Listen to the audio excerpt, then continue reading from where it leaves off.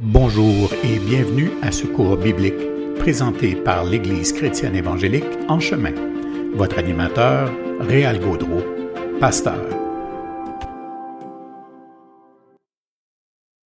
Donc, un bon jeudi à tous. Aujourd'hui, nous sommes le 15 décembre de l'an 2022. Donc, ça me fait plaisir d'être là pour la 13e et dernière séance de cette série sur la prière. Donc, aujourd'hui, on termine une série. J'en commence une autre quelque part vers la fin janvier. La publicité sera faite un peu plus tard en janvier. Ça va être sur la doctrine de Dieu, qui est Dieu dans son caractère, dans sa personne. Donc, je donnerai des informations un peu plus tard là-dessus. Donc, en rétrospective, la semaine dernière, je vais faire ça rapidement, mais j'ai abordé la question du Christ distancié, donc toutes les difficultés qu'on rencontre comme croyants dont on n'est pas toujours conscient, c'est-à-dire qu'on peut très très bien connaître le Seigneur Jésus-Christ à travers un savoir théologique très très exhaustif, très maîtrisé, sans pour autant être dans l'expérience de la foi de la chose, donc vivre quelque chose. Donc si donc nous savons que Dieu est souverain, ben ça devrait changer notre vie dans la perspective de la vie de tous les jours. Donc, voyez-vous, c'était cette connexion-là ou cette non-connexion-là entre le savoir, la connaissance et l'expérience, sans être en train de faire dominer l'expérience sur la connaissance. C'est la connaissance qui nous donne les données essentielles qui vont éclairer l'expérience et non pas l'inverse. Donc ça, c'est ce qu'on a vu la semaine dernière. Ce soir, on va parler, pour terminer cette session, de prière, louange et adoration. Il est coutume dans nos milieux chrétiens de classer dans une même catégorie d'activités spirituelles la prière, la louange, l'adoration, et dans certains cas, on ajouterait à ça la prophétie, toute la question du miracle, du surnaturel. Donc on a, dans beaucoup de milieux, tendance à classer ces activités-là comme si c'était l'expression de la véritable expérience avec Dieu, ce au détriment d'une saine et juste connaissance de la théologie. C'est comme si on voyait que la théologie, ça gâchait tout. En fait, c'est vrai que la théologie gâche souvent l'expérience de certains parce que elle vient éclairer des fois une quantité d'erreurs, de manifestations de toutes sortes que l'Écriture pourrait littéralement désavouer. Donc, en ce sens, il est bon que l'Écriture vienne éclairer l'expérience, de telle sorte qu'on se demande si notre expérience relève pas plutôt d'une tradition, d'une habitude, d'une espèce de fuite dans une direction où on ne laisse plus la parole de Dieu bien l'éclairer. Donc, ce soir, c'est ce qu'on va voir un peu prière, oui, mais surtout louange, adoration.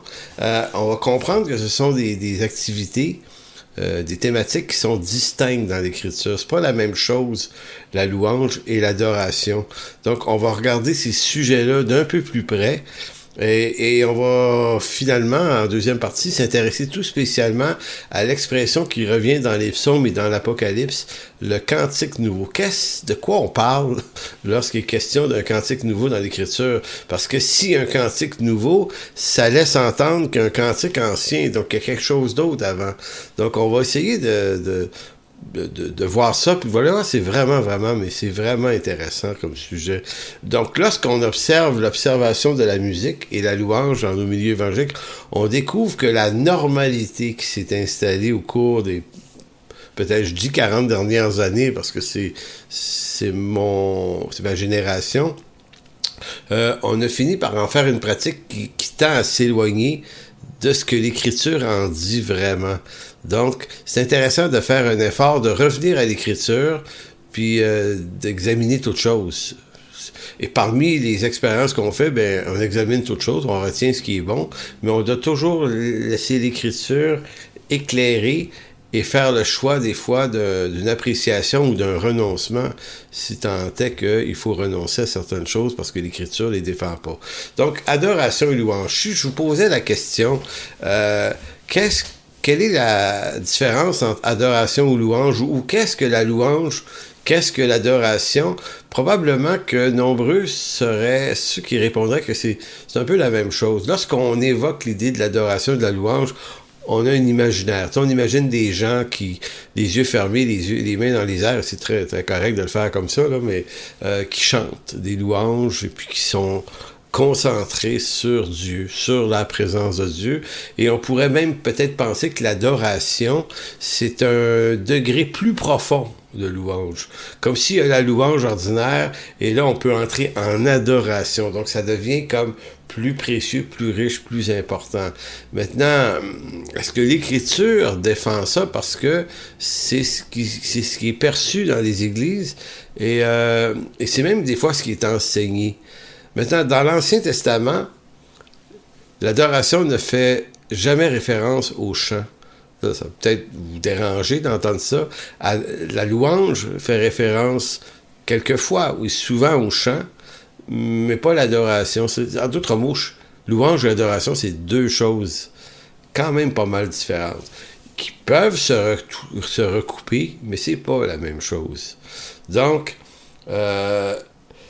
l'adoration ne fait pas référence au chant et pas non plus à la prière ou à l'action de grâce, mais au geste par lequel on se prosterne en terre devant Dieu. Donc, je vais vous faire tourner dans Genèse chapitre 18, versets 1 à 3. Le mot adorer dans l'Ancien Testament, c'est le mot chacha en hébreu. Ce mot-là est associé à la fois à adorer, mais à la fois à l'idée de se prosterner face contre terre devant Dieu.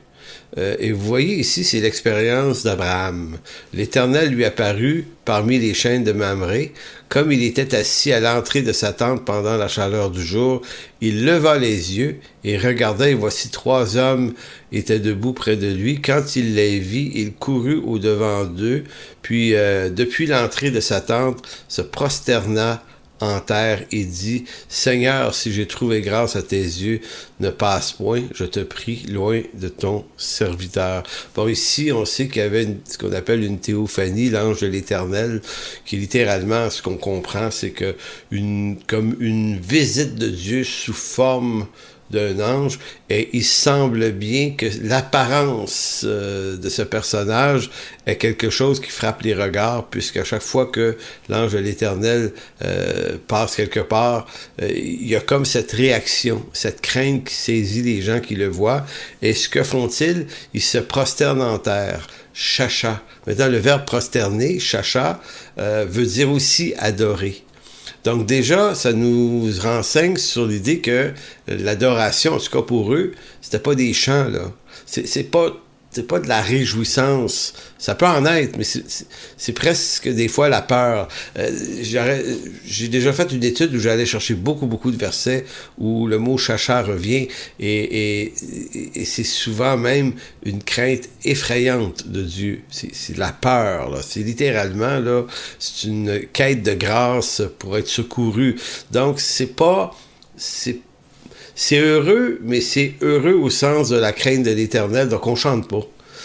Adorer chacha est synonyme d'une rencontre avec Dieu. En fait, ce qui semble être assez juste de dire, c'est que pour les Juifs, adorer voulait dire se rencontrer avec Dieu. Donc, si on allait à la synagogue ou si on allait au temple, on allait rencontrer Dieu, on allait chacha. Donc, ça ne dit pas qu'est-ce qui va être inclus dans l'événement, dans le culte en question. C'est cette action privilégiée et gracieuse qui nous permet d'entrer dans un lieu pour se rencontrer avec Dieu. Vous avez en Genèse 22, un autre, ici c'est encore une expérience faite avec Abraham. C'est Genèse 22, lorsque Abraham songe à offrir son fils en sacrifice à Dieu, hein, à Sion, expression très évidente du sacrifice de Jésus-Christ, mais bon, ici n'est pas la question. Dans Genèse 22:5, voici comment ça se passe. Abraham dit à ses serviteurs, « Restez ici avec l'âne, moi et le jeune homme, nous irons jusque-là pour adorer. Et nous reviendrons après auprès de vous. » Donc, le verbe adorer, chacha, nous irons adorer. Donc, Abraham n'est pas en train de dire, moi et le jeune homme, nous allons chanter des cantiques. Nous allons lever les mains en action de grâce devant Dieu. C'est pas du tout ce qu'il y a à l'esprit. Nous allons à un endroit précis, à la rencontre de Dieu. Nous allons adorer, rencontrer Dieu. C'est ce que ça veut dire. Dans le Nouveau Testament, son équivalent est proskuneo, adorer. Et vous avez beaucoup d'exemples. Et là, j'ai le regret de ne pas pouvoir les montrer. Mais vous avez cette histoire quand Pierre et Jésus se retrouvent à un endroit où ils devaient payer 1 ou 2 drachmes, en tout cas une monnaie, pour rentrer quelque part, et que la pièce de monnaie se trouvait dans la gueule d'un poisson finalement, et Pierre, en voyant la chose, il est écrit, a été saisi de crainte. Il s'est comme dit, retire-toi de moi car je ne suis qu'un pécheur. Le verbe utilisé ici, c'est proskuneo encore ici, qui veut dire adorer. Donc, il a adoré Dieu, mais son adoration, au fond, était d'être saisi de crainte. Donc, il n'est pas dans la louange, il n'est pas dans l'adoration au sens où nous, on l'entend. Vous avez un autre exemple, il y en a tellement. Matthieu 4,9. Cet épisode où Jésus est amené au désert pendant 40 jours pour être tenté par le diable, au verset 9 de Matthieu 4, le malin, le Satan lui dit, je te donnerai toutes ces choses si tu te prosternes et m'adores. Donc, en d'autres mots, vous voyez, c'est cette espèce de place-toi en posture là, de révérence, de soumission. Et là, le Seigneur lui a répondu, non, tu adoreras le Seigneur ton Dieu, lui seul. Donc, il y a juste devant Dieu qu'on peut faire ce genre de posture, de se courber contre terre. Donc, pourquoi c'est important ce que je vous dis là?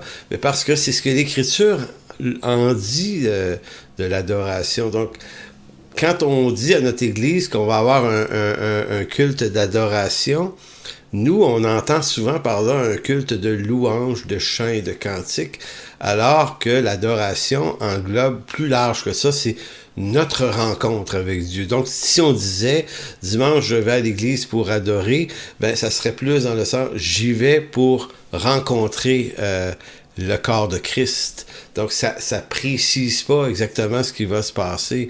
Donc, c'est beaucoup... ça a quand même pas mal d'importance. Donc, dans Matthieu et dans le Nouveau Testament, ici encore, on ne parle pas de chant, mais de révérence qui est due à celui qui est plus grand que soi. Donc, en Matthieu 4,9, Satan aurait voulu abaisser Christ sous lui. Donc, lui demander de l'adorer. Donc, c'est dans ce sens-là. Dès qu'il est question de louange, on pense généralement à une foule qui chante les mains dans les airs sur des pièces de musique qui stimulent les émotions en vue de créer l'effet de la présence de Dieu. C'est présent. Moi, j'ai vu ça, j'ai vécu ça aussi beaucoup. Puis j'apprécie la musique, j'apprécie chanter en passant, là, rien contre, mais je me suis rendu compte à un moment donné qu'on faisait cette espèce d'amalgame.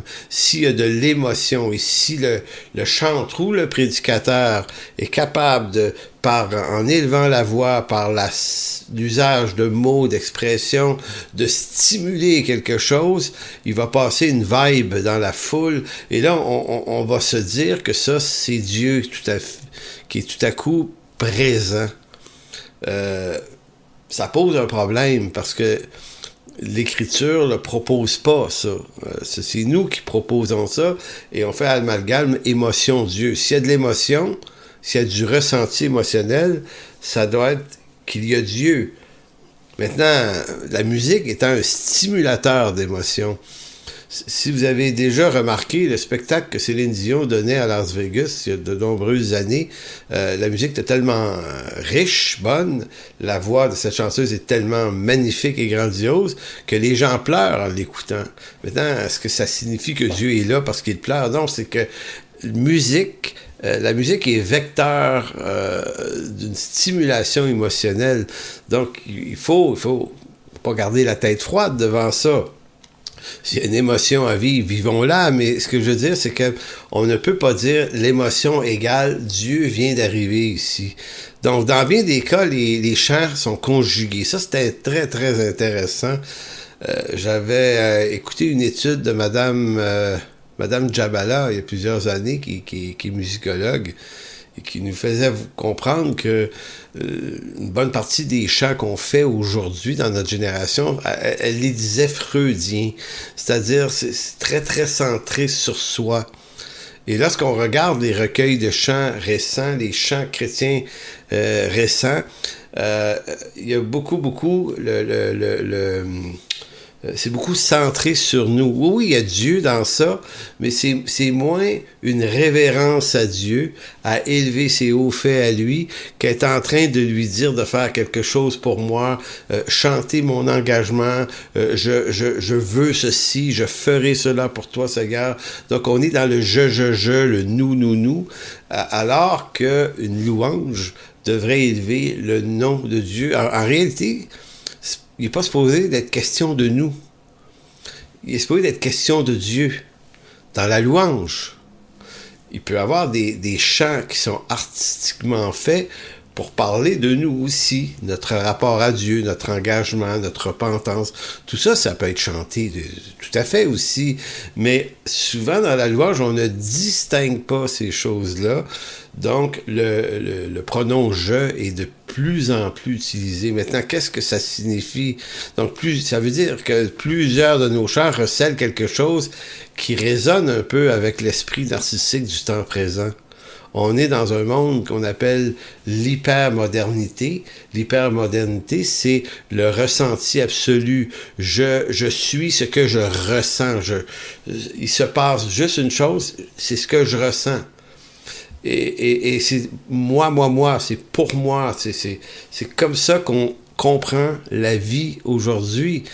C'est comme une sorte de nouvelle normalité qui s'installe et on obéit à ça. Donc, on se rend pas compte dans nos églises, mais on chante un peu comme ça.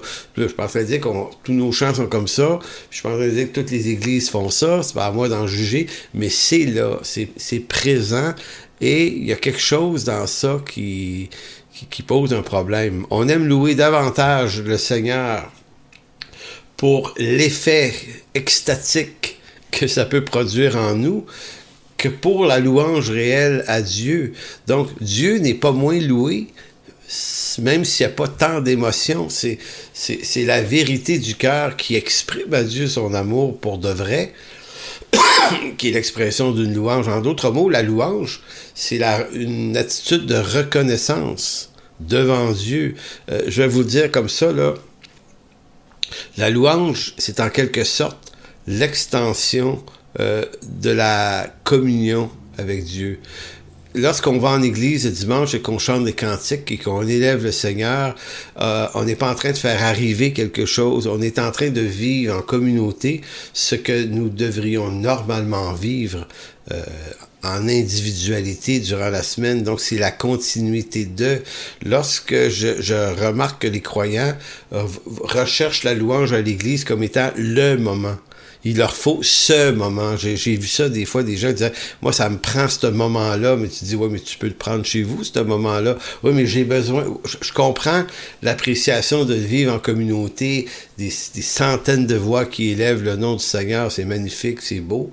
Mais pour certaines personnes, on est presque devenu en dépendance d'une expérience sous prétexte que, parce que c'est tellement beau, ça devient plus Dieu que si tu étais chez vous. En réalité, ça ne change rien. En Jean 4, si vous voulez tourner, c'est Jean 4 qui dans le Nouveau Testament, exprime bien une idée et déconstruit quelque chose. Dans Jean chapitre 4, verset 23, tournez là.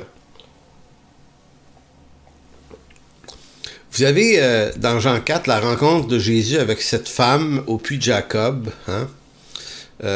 Donc, cette femme, une Samaritaine, avait eu 5 maris et tout ça. Donc, bon, le point ici, c'est pas tellement ça, mais il faut comprendre que les Samaritains avaient élevé un lieu au Carmel, un temple aussi au Dieu d'Israël, mais eux ne reconnaissaient pas la lignée davidique à Jérusalem. Ils reconnaissaient seulement les textes de Moïse, ce qu'on appelle le Pentateuque, les 5 premiers livres. Donc, c'était organiser une religion en attente d'un Messie indéterminé. Il ne serait pas de la tribu de Juda tant qu'à eux. Donc, c'était construit ça à Carmel en Samarie. Et les Juifs, la descendance de Juda et de David, a construit le temple à Jérusalem. Donc, il y avait 2 temples, en quelque sorte. Celui du Carmel a été détruit 1 siècle ou 2 avant Jésus-Christ par les Juifs qui le méprisaient profondément. Et ils avaient raison au sens où la descendance, la lignée de David allait voir le Messie. Maintenant, quand Jésus rencontre cette femme-là, il se passe quelque chose. La question, c'est... cette femme-là lui dit, « Nous, on dit que c'est ici qu'il faut adorer. » Adorer. Adorer veut dire rencontrer Dieu. Mais vous, les Juifs, vous dites que c'est à Jérusalem qu'il faut adorer Dieu.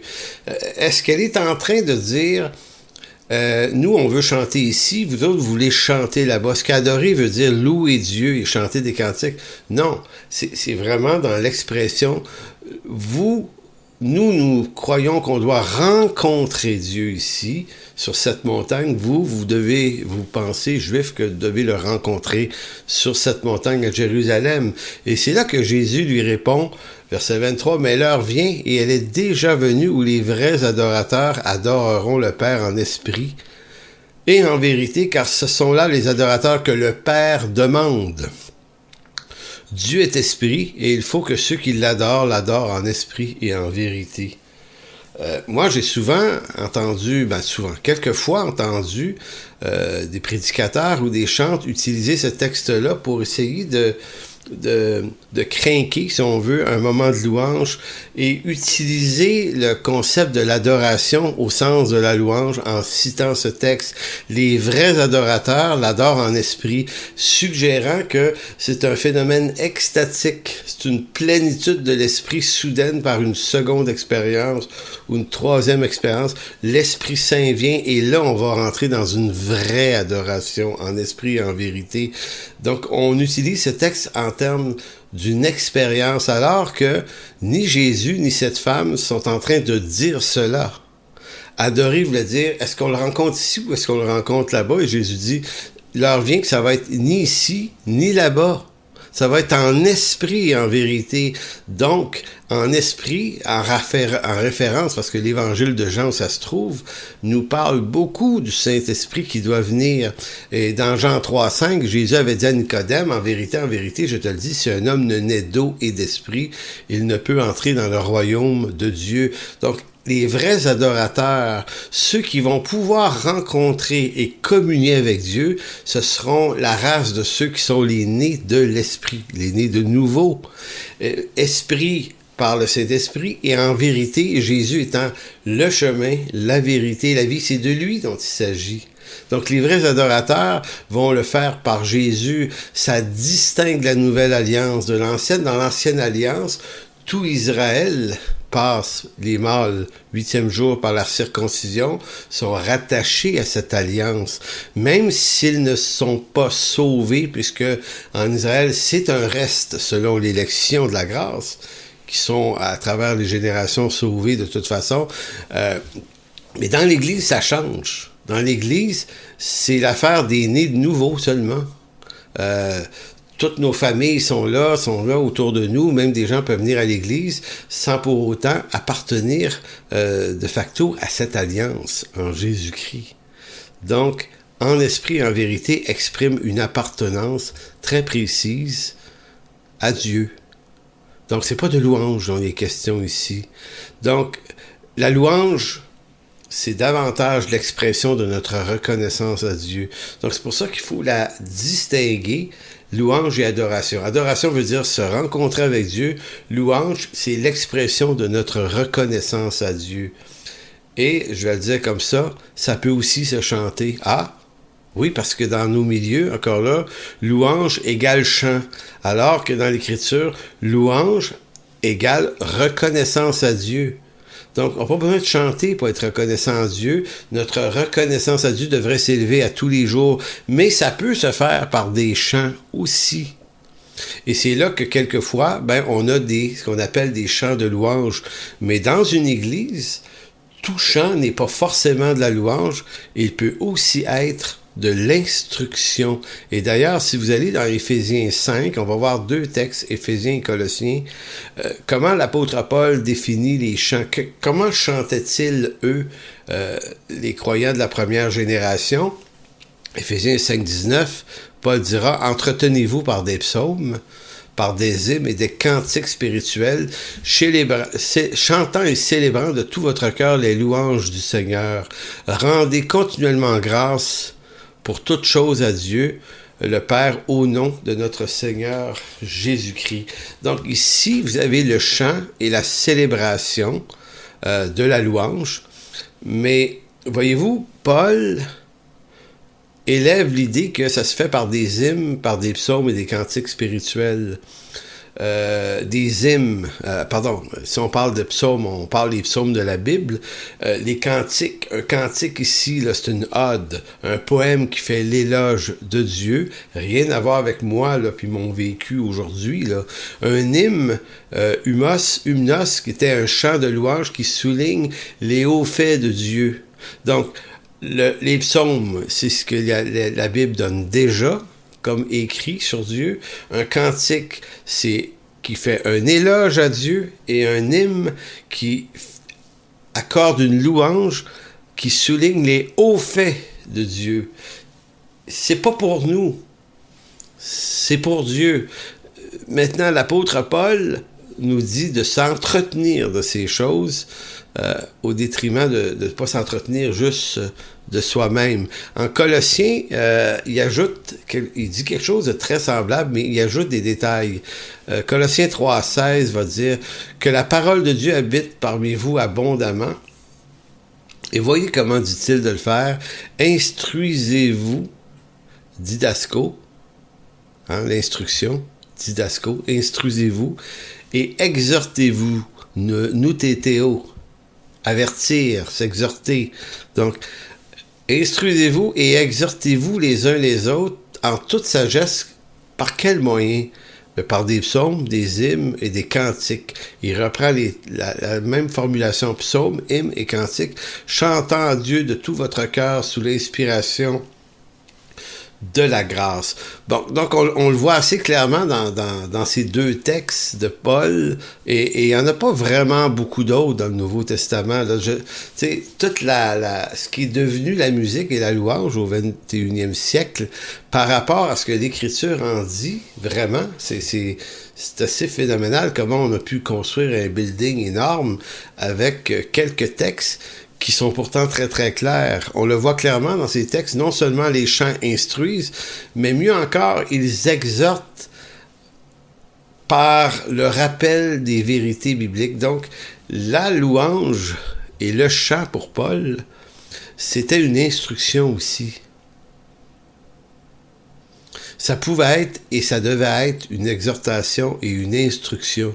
Donc, les chants avaient du contenu théologique, du contenu historique sur les hauts faits de Dieu. Donc, on chantait Dieu. C'était beaucoup plus ça qui était à l'origine l'importance. La louange est l'expression de notre reconnaissance à Dieu, mais pas par l'expression strictement de nos émotions seulement. Oui, il peut y avoir de l'émotion là-dedans, mais d'autant plus par l'expression de notre amour de la vérité. Les chrétiens des premières générations chantaient la Bible, ce qu'ils avaient de la Bible, parce que ça leur permettait de l'apprendre par cœur. Les chants avaient une valeur pédagogique. Donc, quand on pense au ministère de chantre, on devrait toujours garder ça à l'esprit. Est-ce que mon chant est en train d'instruire les gens sur une vérité, mais une vérité clairement biblique, ici, là, et non pas simplement une émotion ou un discours quelconque. Donc, et d'autant plus que pendant des siècles, même au 17e siècle, 16e, 17e, 18e siècle, notamment en Angleterre, les chantres composaient des chants, les frères Wesley notamment, des chants avec des textes bibliques dedans, parce que les gens étaient illettrés, sachant pas lire. La musique a cette faculté de loger dans une mémoire qui ne s'efface pas de l'information. Donc, on peut retenir des chants qu'on a appris il y a très très longtemps parce qu'ils s'inscrivent dans une séquence musicale qui est aussi une séquence mathématique. Et quand ça se loge dans le cerveau, ça se loge dans un endroit qui ne s'efface pas. Donc, il y a des chrétiens au 17e siècle qui, ne sachant pas lire, pouvaient connaître leur Bible mieux que nous parce qu'ils la connaissaient à travers les cantiques. Donc, on comprenait chez les Wesley et chez plein d'autres que le chant de louange avait une fonction hautement pédagogique. Ce qu'on a perdu de vue aujourd'hui, dans bien des cas, ça a une fonction émotive surtout. On veut exprimer à Dieu sa reconnaissance, mais quelquefois, le contenu du texte, du chant, est même pas tout à fait proche de l'écriture dans la qualité de son contenu. Paul va dire également de chanter sous l'inspiration de la grâce. Ça signifie que nous chantons, nos chants sont inspirés par une alliance, celle de la grâce en Jésus-Christ. Donc, on parle de chants qui élèvent Jésus-Christ, son Père et l'Esprit, et leur œuvre ou l'œuvre de Dieu en notre faveur. Donc, ce n'est pas une affaire d'émotion ni de présence. Car dans l'Écriture, cette idée n'existe pas. Vous avez probablement vu ça, cette idée qu'on va faire descendre l'Esprit ce matin ici à l'Église par nos chants. Écoutez, c'est quelque chose qui n'existe pas dans l'Écriture. Ça a été construit par je ne sais pas trop qui, mais Dieu ne vient pas le matin, le dimanche, dans son Église. On ne peut pas le faire venir pour une raison évidente, c'est que l'Église, c'est lui. C'est pas lui qui vient. On peut pas dire « Sois le bienvenu parmi nous, ô Jésus ». C'est nous. C'est nous qui venons à lui. C'est l'Église, c'est lui. Il en est la tête. Nous sommes le corps. Donc, à partir d'un certain moment donné, quand on commence à penser qu'à l'Église, on va faire venir Dieu, ben, c'est une erreur qui est presque grossière, là, finalement. Et de penser que parce que les chants ont suscité une émotion particulière, Dieu était plus là. Encore là, c'est de se méprendre avec la force, la stimulation que la musique peut avoir sur l'âme humaine. Puis là, je suis pas en train de dire que c'est pas correct d'avoir des émotions. C'est pas du tout ça le point. Je suis juste en train de dire que émotion veut pas dire Dieu. Émotion veut juste dire ressenti humain. Donc, c'est important. Cela peut se faire, en parlant de louange, peut se faire avec ferveur, hein, ces moments-là, ferveur. Ça peut, oui, aussi également susciter des émotions, mais ce n'est pas l'émotion qui est la mesure de la qualité du moment, mais le contenu des chants. Parce que nous, ce qu'on aime dire, on a eu un bon temps ce matin, c'était intense. Maintenant, pour nous, c'est ça, la validité, la mesure du moment, alors que, bibliquement parlant, ce qui mesure la qualité du moment, c'est la qualité du contenu de ce qu'on a chanté, de ce qu'on a exprimé. Donc, voilà pour cette première partie, prière, mais surtout ici, louange, adoration, tout ça. Maintenant, allons vers le deuxième sujet de ce soir. Pardon. Donc, un cantique nouveau. Il y a plusieurs années, j'ai été fasciné par cette expression. J'aime les mots, j'aime la langue. Quand je lis, j'essaye de m'appliquer à m'arrêter sur des mots pour essayer de comprendre le sens dans le contexte où ces mots sont donnés. Un cantique, oui, je comprends ça, mais nouveau. Pourquoi nouveau? Est-ce que ça veut dire qu'il y avait un ancien?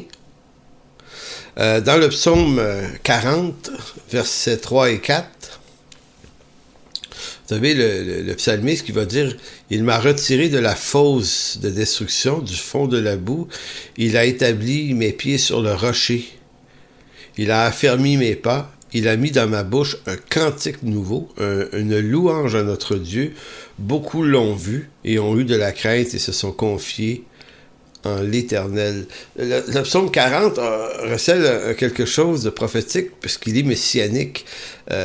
L'idée de mettre nos pieds sur le rocher, là, on sait que c'est une référence au Messie, à Jésus-Christ. Et c'est dans cette conjoncture-là qu'il dit « S'il a mis mes pieds sur le rocher et de telle sorte qu'il a affermi mes pas en ce Dieu, ben ça amène dans ma bouche un cantique nouveau. » Pourquoi ça amène pas juste un cantique heureux? Non, c'est un cantique nouveau. Si donc il existe un cantique nouveau, ben, je me dis peut-être qu'il existe un cantique ancien. Maintenant, quel est-il? Il y a deux possibilités. Dans l'Ancien Testament, il y a beaucoup de cantiques, vous me direz, là, il y en a plein dans les psaumes, mais il y en a plusieurs ailleurs. Mais quand on pense à Nouveau et Ancien, Ancien fait référence à l'Ancienne Alliance, souvent celle de la loi avec Moïse. Et les deux grands personnages de la Bible, dans l'Ancien Testament, c'est Moïse, et dans le Nouveau Testament, c'est Jésus. Et en ce sens, Moïse est un type de Jésus-Christ. Hein? Il est le prophète dans l'Ancien Testament. Tout part de Moïse dans l'Ancien Testament. Tous les autres prophètes et les autres écrits sont en référence à la précision des textes de Moïse. On n'écrit pas sans Moïse dans l'Ancien Testament. Moïse est la référence et en ce sens prophétique, il est le prophète image de Jésus, le grand prophète. Dans Deutéronome 18, c'est pas pour rien que Moïse va dire « Un autre prophète comme moi va venir. Écoutez-le. Puis celui qui l'écoutera pas va mourir. » Donc, il y a cette référence-là. Donc, on peut avoir l'intuition de penser que s'il existe un ancien cantique, ça serait donc le cantique de Moïse. Et deux possibilités. Il y a le cantique de Moïse d'Exode 15. C'est le cantique qui vient juste après la sortie d'Égypte, alors qu'on voit encore flotter les chars de Pharaon. Alors Moïse, Exode 15, verset 1, disait aux enfants d'Israël, chantèrent ce cantique à l'Éternel et dirent, je chanterai à l'Éternel car il a fait éclater sa gloire. Il a précipité dans la mer le cheval et son cavalier. L'Éternel est ma force et le sujet de mes louanges. C'est lui qui m'a sauvé. Il est mon Dieu, je le célébrerai. Il est le Dieu de mon Père, je l'exalterai. L'Éternel est un vaillant guerrier. L'Éternel est son nom. Il a lancé dans la mer les chars de Pharaon et son armée. Ses combattants d'élite ont été engloutis dans la mer Rouge. Les flots les ont couverts. Ils sont descendus au fond des eaux comme une pierre. Et ça continue. Donc, cantique de Moïse, mais ce cantique-là est fabuleux. Là. Il exprime la joie de la victoire, mais remarquez que la qualité de la victoire est un phénomène strictement terrestre. Ils sont délivrés de manière terrestre d'un peuple terrestre qui les maintenait captifs. Et le chant évoque cette idée-là sur l'armée de Pharaon. Il entre dans la tradition des chants, des psaumes, qui servent de rappel historique souvent à l'œuvre de Dieu. Donc quand on lit les psaumes, et beaucoup d'entre eux nous rappellent les hauts faits de Dieu. Le psaume 105, souvenez-vous des œuvres qu'il a fait, de ses prodiges qu'il a fait. Donc, vous avez ça beaucoup, mais si vous remarquez, ces psaumes-là élèvent la gloire et la puissance de Dieu, mais dans une action qui est strictement terrestre. Mais pas tous les psaumes. Certains ont une portée messianique, eschatologique, qui annonce également quelque chose de futur, de plus grand. Donc, mais on différencie. Donc, probablement que l'ancien cantique fait référence à ce type de chant-là, c'est-à-dire des victoires terrestres énormes. Puis, il y a cet autre chant. Et celui-là est peut-être, je suis dans l'hypothèse ici, là, je ne suis pas dans la certitude, mais il y a un autre cantique de Moïse, beaucoup plus poignant. Souvenons-nous qu'à la fin des 40 années au désert, donc il y a eu le cantique à la sortie d'Égypte, après ça, il y a 40 années au désert, et à la fin des 40 années au désert, Dieu ordonne à Moïse d'écrire un cantique que tous les enfants d'Israël devront obligatoirement garder en mémoire. C'est un cantique qui rappelle les jugements de Dieu contre son peuple Israël, l'Israël rebelle. Donc vous allez dans Deutéronome 31, 19. Encore là, je lis pas tout parce que c'est quand même beaucoup, mais c'est un cantique qui est un jugement ici. Deutéronome 31, 19 qui dit « Maintenant, écrivez ce cantique. Enseigne-le aux enfants d'Israël, mets-le dans leur bouche, et que ce cantique me serve de témoin contre les enfants d'Israël, car je mènerai ce peuple dans le pays que j'ai juré à ses pères de lui donner. pays où coule le lait et le miel. Il mangera, se rassasiera, s'engraissera, puis se tournera vers d'autres dieux et les servira. Il me méprisera et violera mon alliance. Quand alors il sera atteint par une multitude de maux et d'afflictions, ce cantique qui ne sera point oublié et que la postérité aura dans la bouche, déposera comme témoin contre ce peuple. Je connais en effet ces dispositions qui déjà se manifestent aujourd'hui avant même que je l'ai fait entrer dans le pays que j'ai juré de lui donner. En ce jour-là, Moïse écrivit ce cantique et l'enseigna aux enfants d'Israël.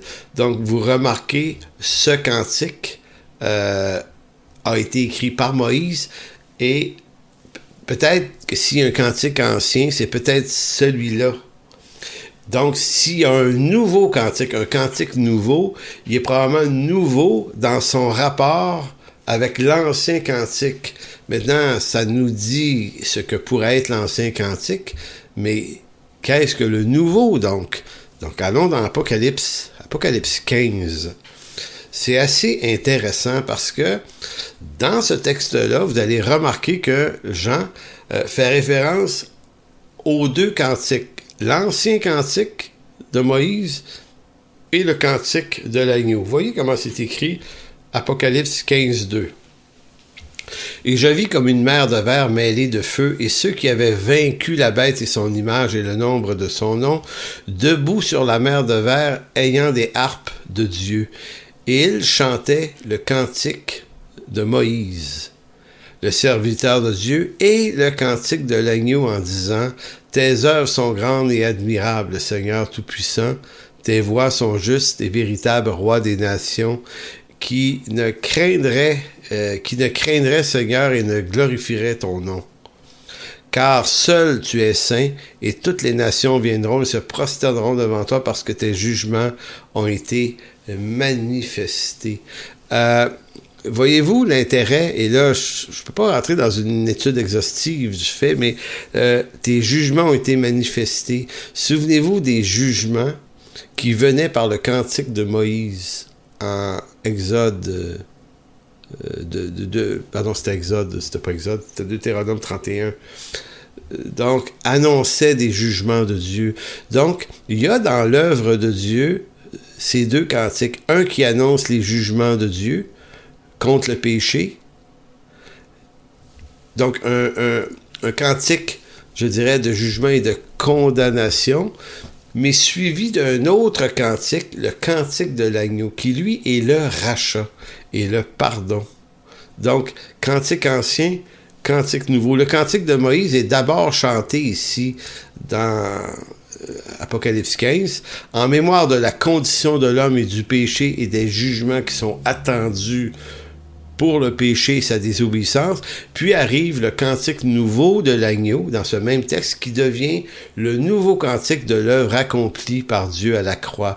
Donc c'est en quelque sorte, le nouveau cantique nous rachète des effets de condamnation de l'ancien cantique, que l'ancien cantique annonçait, en passant, jugement qui demeure pour les impies, tout de même. Maintenant, quand on parle de cantique nouveau, il faut comprendre, et ça c'est vraiment une des richesses de l'expression nouveau, le mot nouveau ou nouvelle, c'est que dans le Nouveau Testament, on reprend continuellement l'expression de choses nouvelles. En d'autres mots, en Jésus-Christ, toutes choses sont devenues nouvelles. Et là, on parle ici ancienne vie, nouvelle vie. Une nouvelle naissance. Le mot nouveau est très, très, très présent. Et c'est intéressant parce qu'on est devant deux grandes alliances. L'ancienne alliance, la nouvelle alliance. Une ancienne vie en Adam, une nouvelle vie en Jésus-Christ. Donc, vous avez toujours ancien, nouveau, et ancien toujours en référence à ce qui est terrestre, issu de la postérité de Adam, et ce qui est nouveau est toujours la descendance, postérité de Jésus-Christ, puisque la lettre aux Colossiens nous explique bien qu'à partir de Jésus-Christ, une nouvelle race d'hommes qui sont les nés de nouveau, qui sont dans une nouvelle sorte de vie en lui, il est le premier, nous dit Paul en Colossiens. Il est le premier de cette génération. Donc, ancien, nouveau. Donc, quand on parle du cantique nouveau, on parle probablement et certainement du cantique des élus. Est-ce que c'est un cantique en particulier? Est-ce que c'est un nouveau cantique parce qu'il serait plus beau, plus majestueux, mieux composé que les autres? Posséderait-il une mélodie meilleure, plus irrésistible que toutes les mélodies de la terre? On pourrait penser que c'est parce que c'est un cantique composé par Dieu pour ses élus, ou bien un cantique composé par les élus. L'idée, c'est que le cantique nouveau n'est pas un chant particulier, mais l'ensemble, si on veut, de la reconnaissance des élus envers leur Dieu qui se chante. Tout comme dans l'Ancien Testament, l'ancien cantique n'est pas forcément un cantique en particulier, mais l'expression de tous ces cantiques de l'Ancien Testament qui annonçaient un jugement de Dieu. Donc l'ancien cantique, jugement, le nouveau cantique, la grâce de Dieu par son œuvre envers tous ceux qui lui appartiennent. Donc il ne s'agit pas d'un cantique en particulier, mais de l'attitude de louange qu'ont les rachetés lorsqu'ils chantent le triomphe du Christ à la croix. Apocalypse 14, versets 2 et 3, vous avez une autre référence en Apocalypse de Jean, Apocalypse 14, 2 et 3, « Et j'entendis du ciel comme une voix, un bruit de grosses eaux, comme le bruit d'un grand tonnerre, et la voix que j'entendis était celle des joueurs de harpe jouant sur leur harpe, et ils chantaient un cantique nouveau. » Oui, un cantique nouveau devant le trône et devant les 4 êtres vivants, et personne ne pouvait apprendre le cantique si ce n'est les 144 000 qui avaient été rachetés de la terre. Les 144 000, évidemment, ne sont pas les témoins de Jéhovah, là, que c'est ce qu'ils pensent à partir d'Apocalypse 7, où il est question également des 144 000. Les 144 000, c'est un chiffre symbolique. Sa valeur n'est pas une valeur numérique, mais une valeur symbolique, tout comme la majorité des éléments contenus dans le livre de l'Apocalypse ont une valeur symbolique, donc on va les comprendre beaucoup mieux si on leur attribue une valeur symbolique. Si on veut absolument interpréter ça de façon littérale, ben, il n'y aura pas seulement 144 000 élus au ciel, on le sait bien, c'est des millions, là. Mais 144 000 explique l'extrême grand nombre. Maintenant, ce qui est dit, c'est que le cantique nouveau, il y a juste ces 144 000-là qui peuvent l'apprendre. Donc, on comprend que le cantique nouveau, c'est le cantique des rachetés, de tout racheter. Ça n'a pas rapport à un cantique en particulier, mais c'est l'action de grâce chantée par ceux qui appartiennent au Seigneur. Et d'ailleurs, ça rentre dans ce que je vous disais, toutes choses sont nouvelles en Jésus-Christ. Donc, il n'y a pas juste le cantique qui est nouveau. Regardez, en Jean chapitre 3, verset 1 à 16, on ne tourne pas là, mais Jean 3, 1 à 16, il est question d'une nouvelle vie, nouvelle naissance. Regardez, au verset 3 de Jean 3, Jésus lui répondit à Nicodème, en vérité, je te le dis, si un homme ne naît de nouveau, il ne peut voir le royaume de Dieu. Donc, qu'est-ce que veut dire naître de nouveau? Donc, ça signifie que la nouvelle création se fait avec une nouvelle sorte de vie. Donc, c'est nouveau, ça. Donc, il n'y a pas juste le cantique qui est nouveau, il y a la vie de ceux qui le chantent qui est nouvelle. En Hébreux 10, 20, il est question d'une nouvelle route. Donc, Hébreux 10, je dis 20, mais c'est 10, 19 et 20. Si donc, frères, puisque nous avons au moyen du sang de Jésus une libre entrée dans le sanctuaire par la route nouvelle. Avez-vous remarqué ça? Une route nouvelle et vivante qu'il a inaugurée pour nous à travers du voile, c'est-à-dire de sa chair. Dans 1 Corinthiens 5, 7, une nouvelle pâte, faites disparaître le vieux levain, afin que vous soyez une nouvelle pâte, puisque vous êtes sans levain, car Christ, notre Pâque, a été immolé. Donc, pour nous, la Pâque, qui est la mort et la résurrection du Christ, nous fait naître de nouveau. On devient une nouvelle chose, une nouvelle pâte. C'est intéressant. Donc, pas du vieux levain. En Hébreux 11, 24, c'est une nouvelle alliance. Hébreux 12, 24 va dire « Par la route nouvelle et vivante qu'il a inaugurée pour nous au travers du voile, c'est-à-dire de sa chair. Une route nouvelle, une nouvelle alliance. » Apocalypse 21, ça culmine de façon intéressante. Il est question de nouvelle terre, nouveaux cieux, une nouvelle Jérusalem céleste, nous dit Jean au verset 1 et 2 d'Apocalypse 21. Puis je vis un nouveau ciel, une nouvelle terre, car le premier ciel et la première terre avaient disparu. C'est intéressant, là, on voit très très clairement la distance entre l'ancien et le nouveau. Elle avait disparu et la mer n'était plus, et je vis descendre du ciel d'auprès de Dieu la ville sainte, la nouvelle Jérusalem, préparée comme une épouse qui s'est parée pour son époux. Donc ici, nouvelle terre, nouveaux cieux, nouvelle Jérusalem fait référence à cette autre création qui va nous recevoir dans le royaume de Dieu, tous ceux qui sont les nés de nouveau. Donc, en 2 Corinthiens 5,17, c'est ici que ça se dit encore plus clairement. Si quelqu'un est en Christ, il est une nouvelle créature. Les choses anciennes sont passées, voici toutes choses sont devenues nouvelles. Et tout cela vient de Dieu qui nous a réconciliés avec lui par Christ et qui nous a donné le ministère de la réconciliation. Est-ce que c'est pas magnifique au fond? Lorsqu'on comprend cette distance. Donc, le salut, là, c'est pas une nouvelle tentative de réussir ce qu'on a échoué en Adam, et que si on rate encore notre coup, on va perdre tous les avantages du salut. Écoutez, c'est une théologie de très faible qualité que d'affirmer un truc comme ça. Écoutez, on est placé dans une nouvelle création, un nouveau corps glorifié, une nouvelle terre, nouveaux cieux, nouvelle vie, nouvelle espérance, nouvelle route, nouvelle pâte, nouveau cantique. Tout est nouveau dans ça, et c'est l'œuvre de Dieu que Dieu fait en nous, un don de sa grâce. On n'a pas mérité ça, donc si on ne l'a pas mérité, ça ne se démérite pas non plus. Donc voilà peut-être l'explication du cantique nouveau. Voilà peut-être l'expression de notre louange.